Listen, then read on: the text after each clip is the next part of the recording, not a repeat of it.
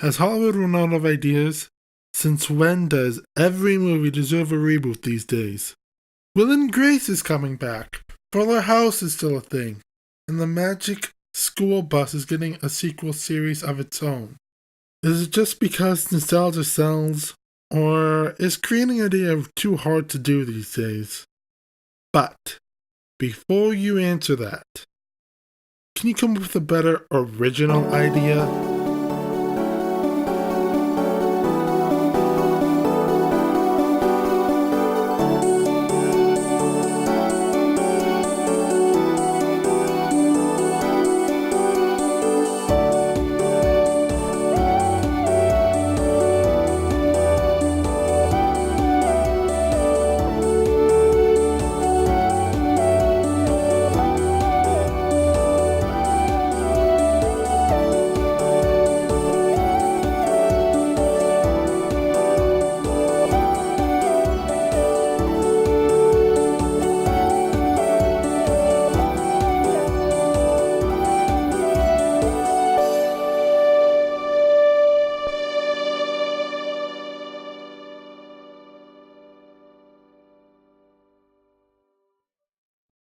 Back when I was a kid, I wanted to tell stories of my own.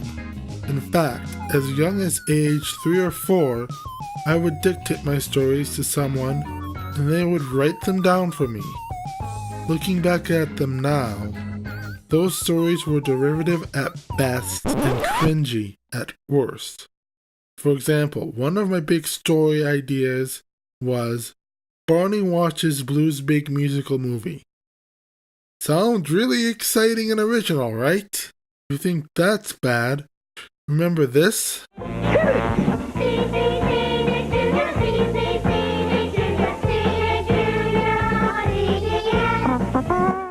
Well, I thought of the brilliant idea of Nick Jr.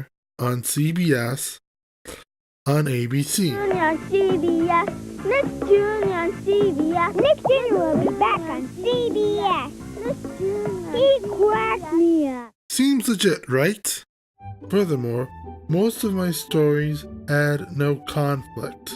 For example, when I was 5, I pretty much copied the episode of Dragon Tales where Ketsuo sends the kids to a magical pop-up book, where the kids write their own stories and see them happen right in front of them. However, I did implement a few changes. Those changes were whittling down all the characters to 3, skipping the lesson, and making Dragonland Heaven, explaining everything as a miracle and not magic. My mom really liked the phrase, I imagine wildflowers. until she heard the same line in a rerun.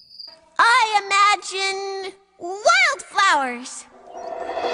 Even one of the story's most copied thing was a knuckle hole. I literally had a story where I bought rainbow art at an underground store. And by underground, I mean in a knuckle hole. And the problem in that story was... there was no problem. Stories need conflict to be interesting. Yet all the stories I have written as a child have 0. No wonder I liked this old tweet from Adam Young. And as I got older, I even came up with a time travel theory after seeing Minutemen. But I threw it out because, well, if I'm being honest, the physics were phony.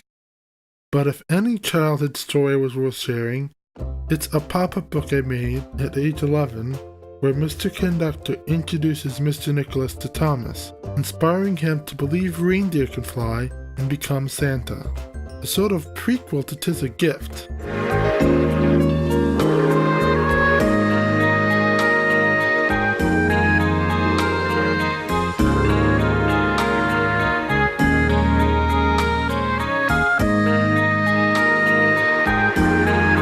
And this story later inspired a fanfic that I posted to Sif.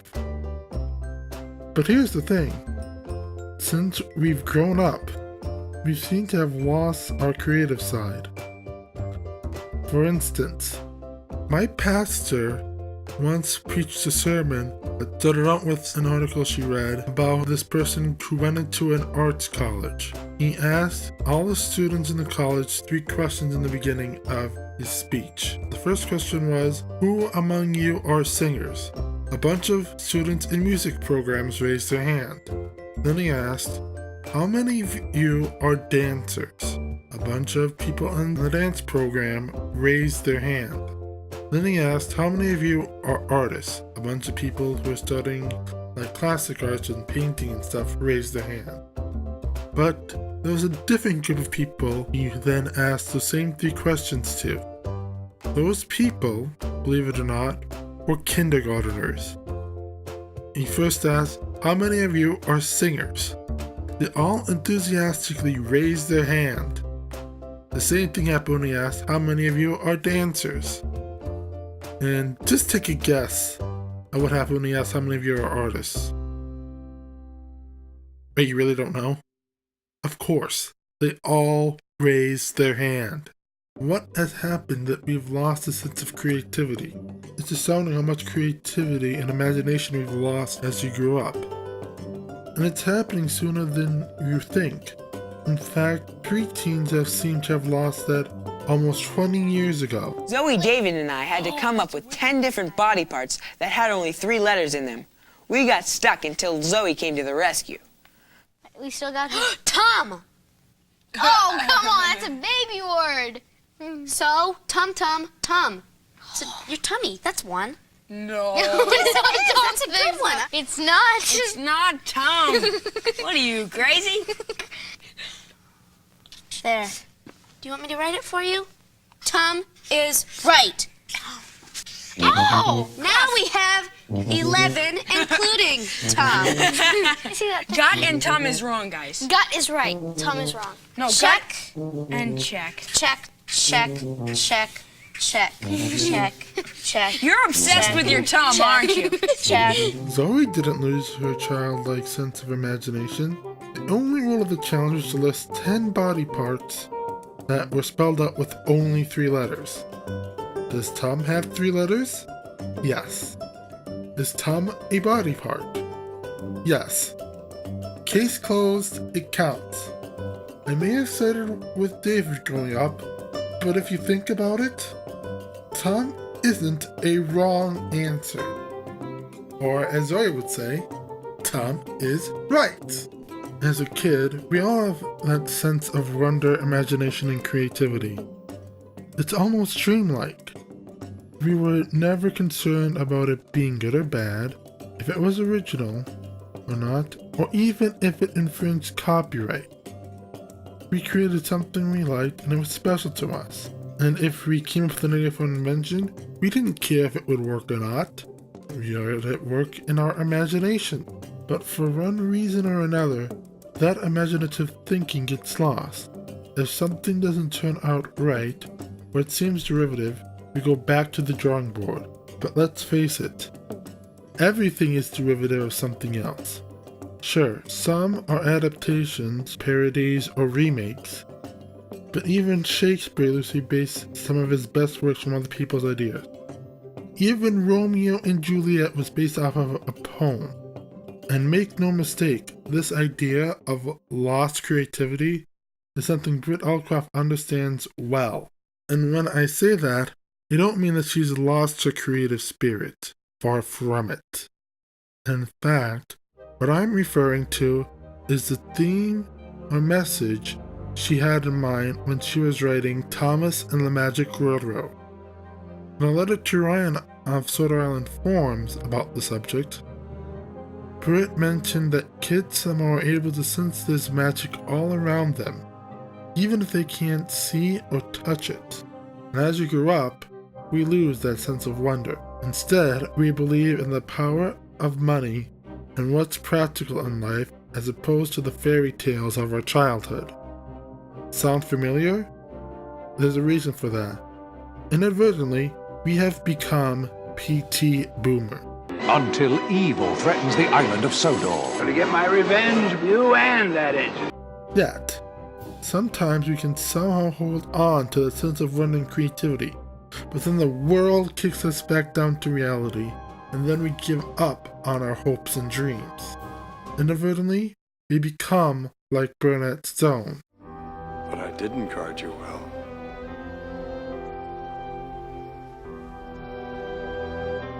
I just don't seem to understand about magic anymore. Can't you see? Magic in the movie and the original script isn't a mystical force, a life force that ruins the Reverend Audrey's conception of Sodor. It isn't even gold dust or lady or any of that. It's merely a symbol representing this childhood sense of wonder and imagination. Lily and Thomas bring this hope back to Burnett Stone, and on the heels of Boomer's defeat, he's able to deliver perhaps his most powerful rebuke yet. Now I'll get you, Burnett Stone! Yes! No, you won't, Boomer. Because the magic you refuse to believe in will get the better of you. But in the end, its powerful message was ignored and butchered by the studio who forced Spirit to dramatically change the story and remove P.T. Boomer.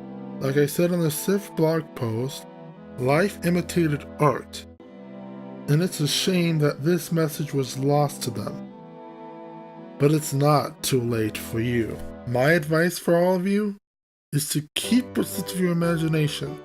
Create something. It doesn't matter what. It could be an invention, a story, or a song. Make something of your own. Don't stop and think if the lyrics are good. Don't worry if the invention will work or not. And don't throw your story away if it feels too derivative. Do it for what's left in the child of you, and share it only if you want. Don't feel obligated to do it. But above all, create something. You've got this.